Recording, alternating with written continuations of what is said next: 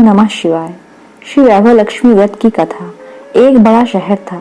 इस शहर में लाखों लोग रहते थे। पहले के जमाने के लोग साथ साथ रहते थे और एक दूसरे के काम आते थे, पर नए जमाने के लोगों का स्वरूप ही अलग सा है। सब अपने अपने काम में मग्न रहते हैं। किसी को किसी की परवाह नहीं रहती। घर के सदस्यों को भी एक दूसरे की परवाह नहीं होती। भजन कीर्तन, भक्ति भाव, दया माया, परोपकार जैसे संस्कार कम हो गए हैं। शहर में बुराइयां बढ़ गई थीं। शराब, जुआ, रेस, व्यभिचार, चोरी, डकैती आदि बहुत से अपराध शहर में होते थे।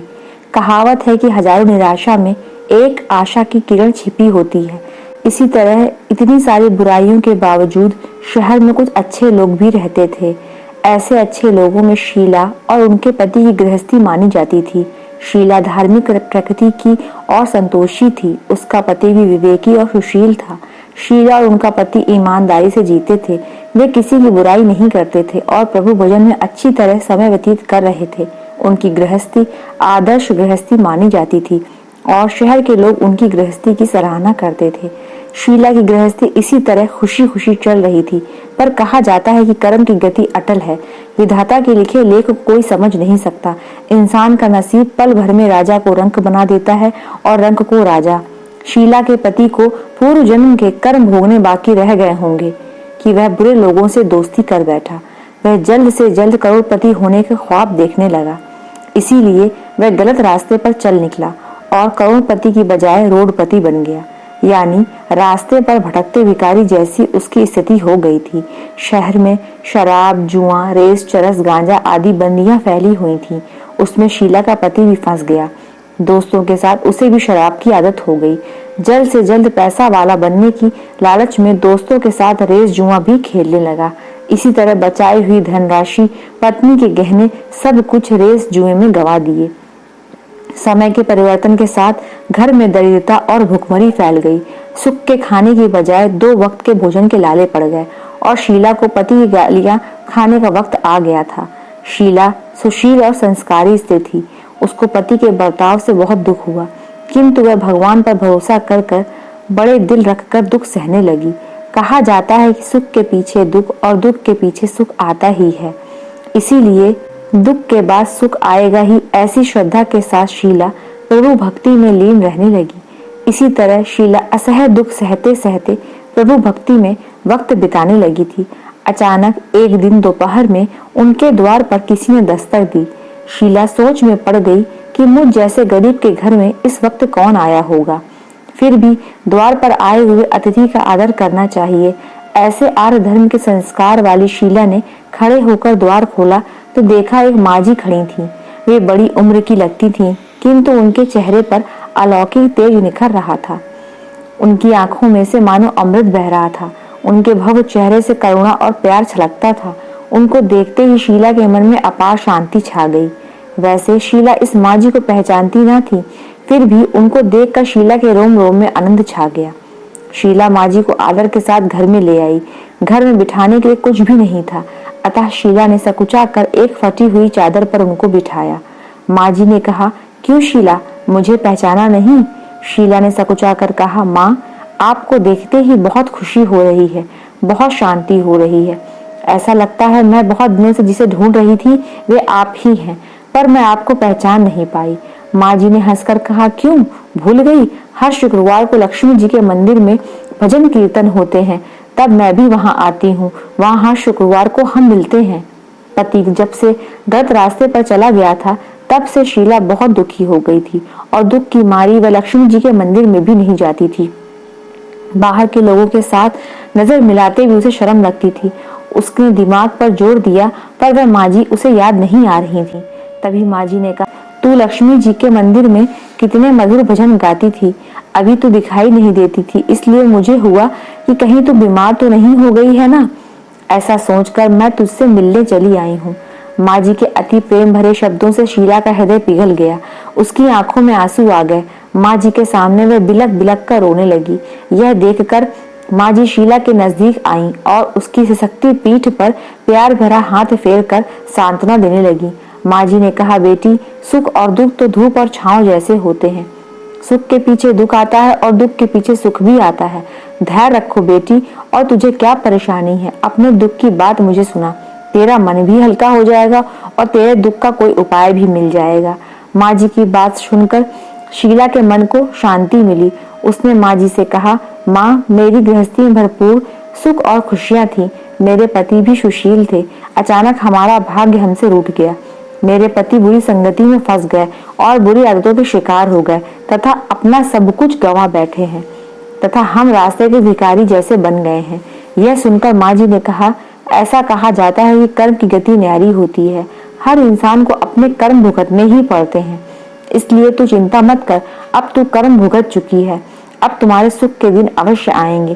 तू तो माँ लक्ष्मी जी की भक्त है। माँ लक्ष्मी जी तो प्रेम और करुणा की अवतार है। वे अपने भक्तों पर हमेशा ममता रखती हैं, इसलिए तू धैर्य रखकर माँ लक्ष्मी जी का व्रत कर, इससे सब कुछ ठीक हो जाएगा। माँ लक्ष्मी जी का व्रत करने की बात सुनकर शीला के चेहरे पर चमक आ गई। उसने पूछा, माँ, लक्ष्मी जी का व्रत कैसे किया जाता है, वह मुझे बताइए, मैं यह व्रत अवश्य करूंगी। माँ जी ने कहा, बेटी, माँ लक्ष्मी जी का व्रत बहुत सरल है। उसे वरद लक्ष्मी व्रत या वैभव लक्ष्मी व्रत भी कहा जाता है। यह व्रत करने वाले की सब मनोकामना पूर्ण होती है। वह सुख, संपत्ति और यश प्राप्त करता है। ऐसा कहकर माँ जी वैभव लक्ष्मी व्रत की विधि कहने लगी। बेटी, वैभव लक्ष्मी व्रत वैसे तो सीधा साधा व्रत है, किंतु कई लोग यह व्रत गलत तरीके से करते हैं, अतः उसका फल नहीं मिलता। कई लोग कहते हैं कि सोने के गहने की हल्दी कुमकुम से पूजा करो, बस व्रत हो गया, पर ऐसा नहीं है। कोई भी व्रत शास्त्रीय विधि के से करना चाहिए, तभी उसका फल मिलता है। सच्ची बात यह है कि सोने के गहने का विधि से पूजन करना चाहिए। व्रत की उद्यापन विधि भी शास्त्रीय विधि से करनी चाहिए। यह व्रत शुक्रवार को करना चाहिए। प्रातःकाल स्नान करके स्वच्छ कपड़े पहनो और सारा दिन जय माँ लक्ष्मी का स्मरण करते रहो। किसी की शिकायत नहीं करनी चाहिए। शाम को पूर्व दिशा में मुख करके आसन पर बैठ जाओ। सामने पाटा रखकर उस पर रुमाल रखो। रुमाल पर चावल का छोटा सा ढेर रखो। उस ढेर पर पानी से भरा तांबे का कलश रखकर कलश पर एक कटोरी रखो। उस कटोरी में एक सोने का गहना रखो।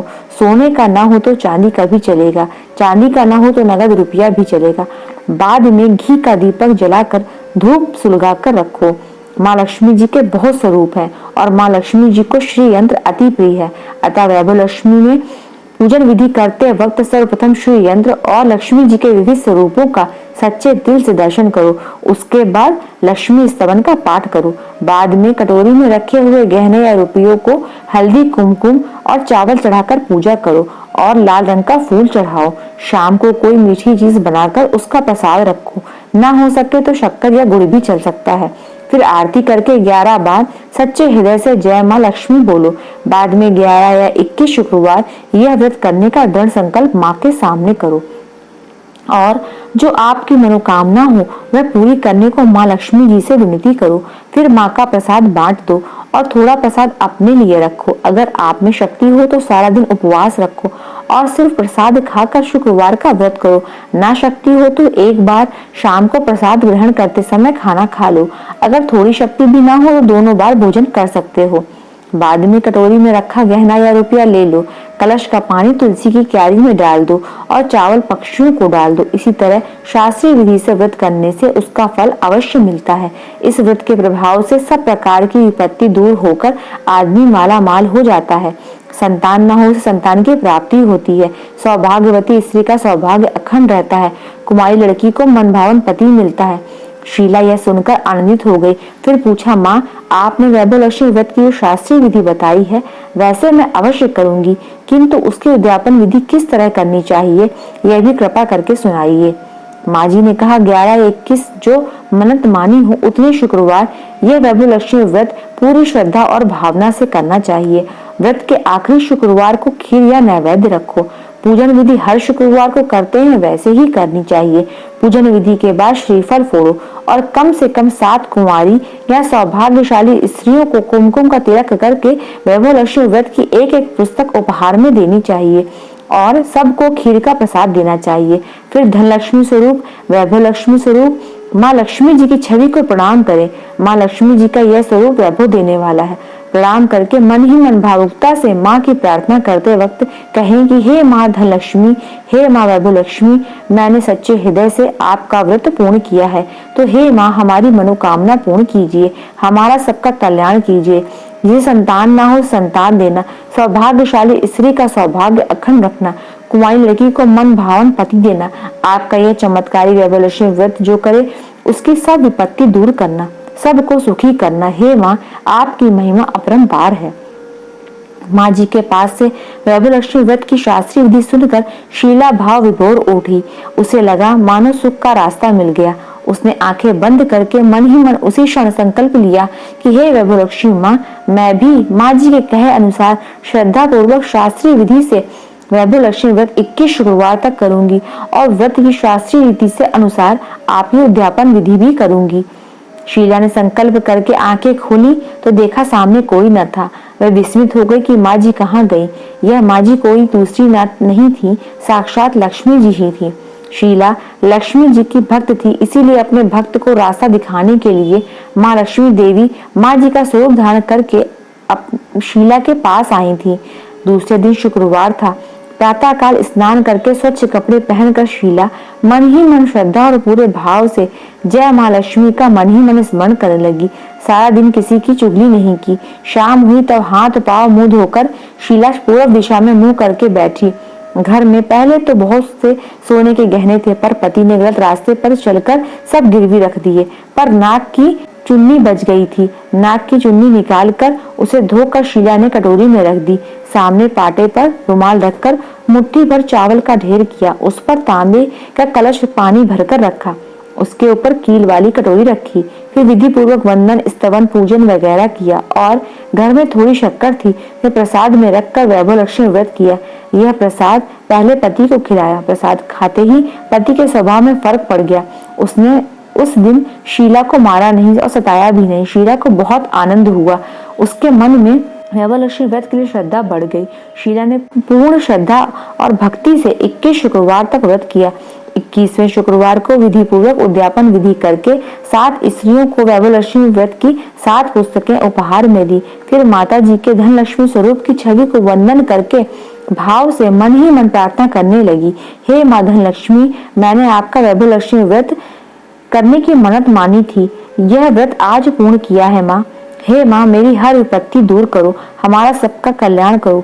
जिसे संतान ना हो उसे संतान देना, सौभाग्यवती स्त्री का सौभाग्य अखंड रखना, कुंवारी लड़की को मन भवन पति देना। जो आपका यह चमत्कारी वैभवलक्ष्मी व्रत करे उसकी सब विपत्ति दूर करना, सबको सुखी करना। हे माँ, आपकी महिमा अपार है। ऐसा बोलकर लक्ष्मी जी के धन लक्ष्मी स्वरूप की छवि को प्रणाम किया।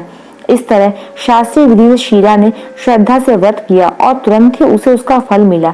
उसका पति सही रास्ते पर चलने लगा और अच्छा आदमी बन गया तथा कड़ी मेहनत से व्यवसाय करने लगा। धीरे धीरे समय परिवर्तित हुआ और उसने शीला के गिरवी रखे हुए गहने छुड़ा लिए। घर में धन की बाढ़ सी आ गई। घर में पहले जैसी सुख शांति छा गई। वैभवलक्ष्मी व्रत का प्रभाव देखकर मोहल्ले की दूसरी स्त्रियां भी शास्त्रीय विधि से वैभवलक्ष्मी का व्रत करने लगी।